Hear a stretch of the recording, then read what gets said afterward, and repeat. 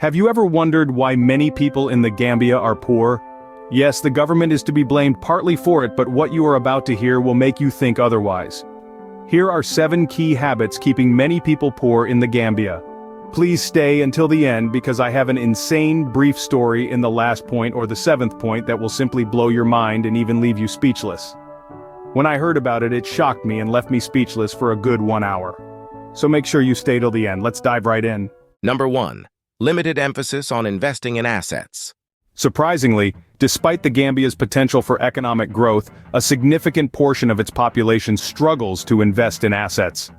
According to a World Bank report, only 13% of Gambian adults have a formal bank account, highlighting a widespread lack of access to financial services. Even more startling, a study by the International Monetary Fund, IMF, revealed that less than 10% of Gambians participate in formal savings mechanisms, indicating a pervasive trend of low asset accumulation. Shockingly, data from the Gambia Bureau of Statistics shows that a staggering 60% of households do not own land or property, further illustrating the challenges many Gambians face in building wealth. This alarming reality underscores the urgent need for initiatives aimed at promoting financial inclusion and empowering individuals to invest in assets for a more prosperous future. Most Gambians sell off their lands and properties only to immerse the funds in things, such as naming ceremonies, marrying a wife, or other fruitless activities. During a marriage ceremony, most Gambians would prefer spending up to $500,000 to $700,000 on just that same day. This itself doesn't make sense. Spending this much money in just a day. After this day, you will start running around begging for money or borrowing left, right, and center to feed yourself and your family. Shockingly, most people will prefer massive liabilities over investing things such as land and property that would guarantee your future and that of your kids. Number 2. Preference for instant gratification. Many Gambians prioritize short-term pleasures over long-term investments in education or skill development, which may hinder personal and economic advancement. Despite efforts to promote long-term financial planning, recent data from a study conducted by the Gambian Economic and Social Research Institute, GSRI, revealed that a staggering 70% of Gambians prioritize immediate consumption over saving and investing for the future. Surprisingly, the same study found that only 20% of Gambians actively contribute to formal retirement savings accounts, indicating a widespread preference for instant gratification over retirement preparedness. Furthermore, according to the Central Bank of the Gambia, consumer debt levels have risen by 35% in the past 5 years, underscoring a concerning trend towards excessive borrowing for immediate desires. This alarming statistic highlights the need for targeted financial education programs to foster a culture of long-term financial security and reduce reliance on immediate consumption. When most people in the Gambia receive some type of fund, the first thing that comes to their mind is how to enjoy themselves with that money. Instead of thinking about their complete financial freedom by venturing into something that would create more money for them, they would spend that money in a short period. In this manner, they prioritize instant gratification over long-term financial success. Most people in the Gambia would do nothing and go on to say God will provide for them tomorrow with no plans whatsoever on how they will get something tomorrow. These Gambians need to note that if you don't do anything to change your situation, God won't change your situation. Number 3. Dependency mentality. Relying excessively on external aid or remittances, rather than actively seeking ways to improve one's economic situation, can perpetuate a sense of dependency and hinder self-reliance. The majority of the Gambians are heavily dependent on either their parents or family members living abroad. They prefer asking for favors and handouts from their parents or family members living abroad instead of making something happen for themselves. Any problem they have, their first point of action would be to ask for a favor. Recent data from a survey conducted by the Gambian Institute of Development Studies, GIDs, reveals that a striking 80% of Gambians rely on remittances from family members living abroad as a primary source of income. Surprisingly, despite efforts to diversify the economy, the International Monetary Fund, IMF, reports that over 60% of government revenue still comes from foreign aid. Shockingly, the Gambia Bureau of Statistics highlights that only 25% of households actively pursue alternative income-generating activities, indicating a prevalent dependency mentality. Furthermore, The World Bank notes that nearly 40% of the population lives below the national poverty line, suggesting that dependency on external support perpetuates cycles of poverty. World Bank, 2020. These statistics underscore the urgent need for comprehensive strategies to promote economic self-reliance and reduce dependency on external sources of income. Please support our work by liking this video and subscribing to the African Pacific YouTube channel, a Gambian-owned channel looking into both the good and the bad happenings in the Gambian that are often ignored by mainstream media. Please show your support by subscribing. Thank you so much. Number 4. Reluctance towards agriculture. Agriculture is the backbone of the developed countries almost all Gambians are dying to get to. Agriculture in the Gambia is at a very weak stage with people shying away from it, and it is considered to be a thing for the poor. They failed to realize that the richest people in the world are farmers, with people becoming billionaires through farming. Most of the people who manage to get to college or university level don't usually consider agriculture. It is shamed upon. Despite the Gambia's agrarian heritage, recent data from the Ministry of Agriculture reveals that only 30% of Gambians actively engage in agricultural activities as their primary source of income. Surprisingly, a study conducted by the International Food Policy Research Institute, IFPRI, indicates that 40% of arable land in the Gambia remains uncultivated due to a lack of interest in farming.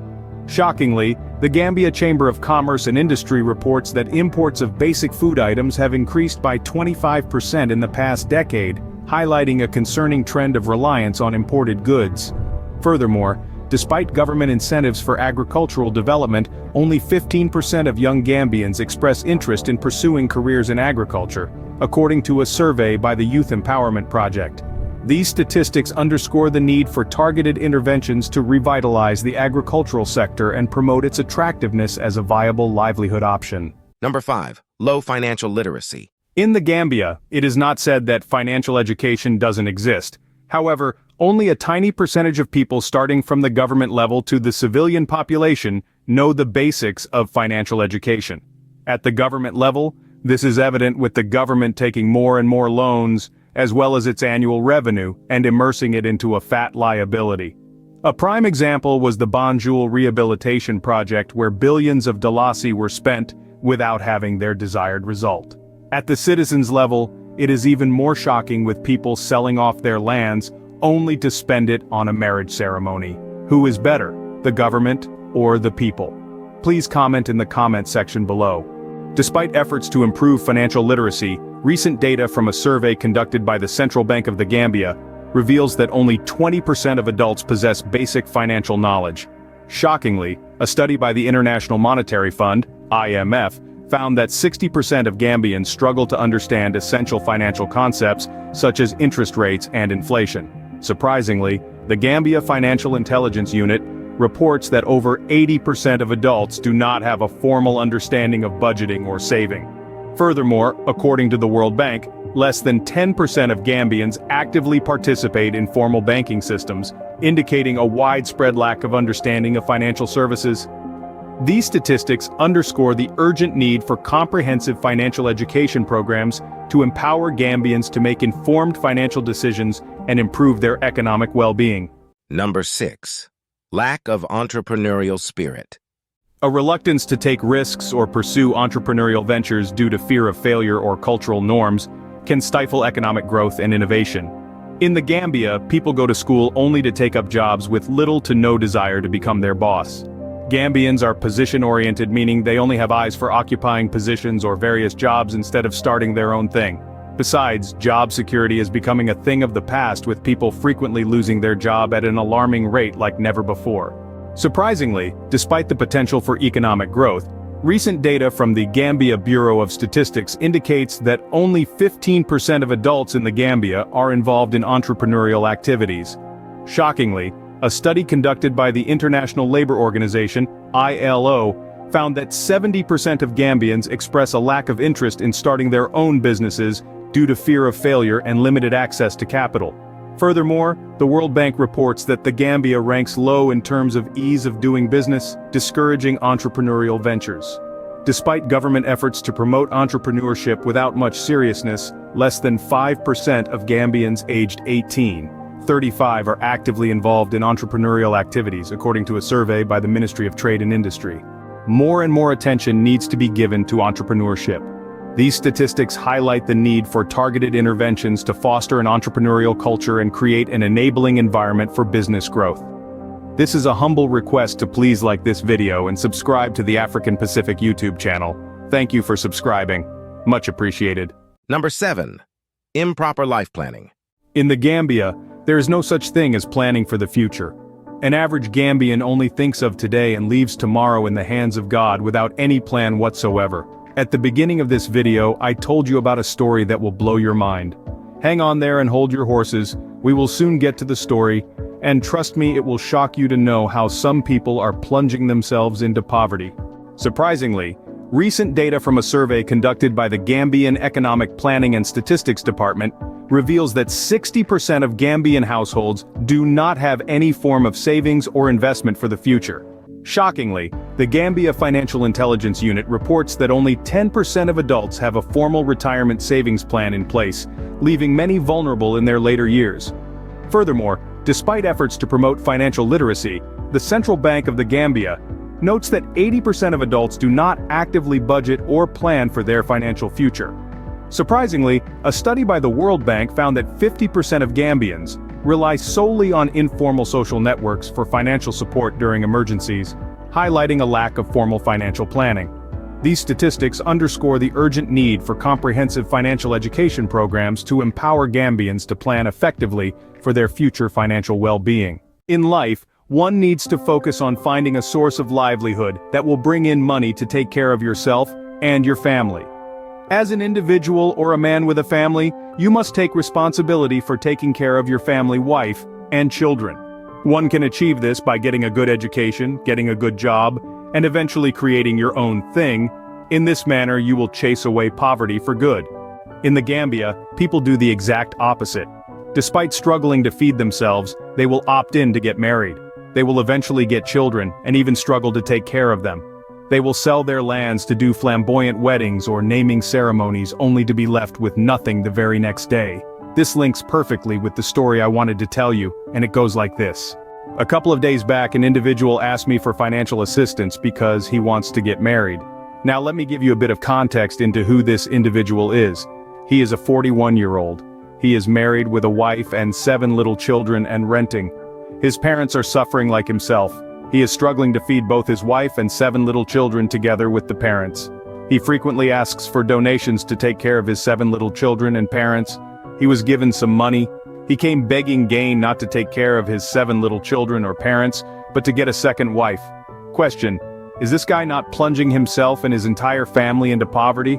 Would you blame the president for this? I was shocked and speechless for a complete 1 hour, mesmerized by the way some people think. It's just shocking. I bet you are shocked as well. It's like they don't even have brains at all. What do you think of this story? Please comment down below. This is all we have for you in this video. Please like and share this video and subscribe to the African Pacific YouTube channel. Stay safe.